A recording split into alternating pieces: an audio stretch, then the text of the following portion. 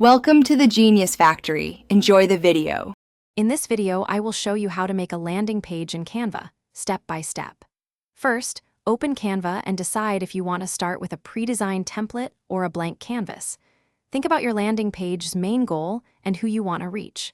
Then, pick out colors and fonts that match your brand's look and feel. This initial setup is crucial for a cohesive and effective design, setting the stage for your message. Next, let's focus on the layout. Canva's intuitive drag-and-drop interface makes arranging elements incredibly simple. Place your headings, text, and images strategically to guide the visitor's eye.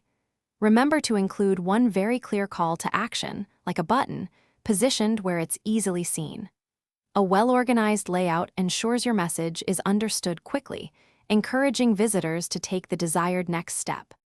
Now it's time to enrich your page with compelling content and visuals. Upload your own high-quality images or videos to make your page unique and engaging.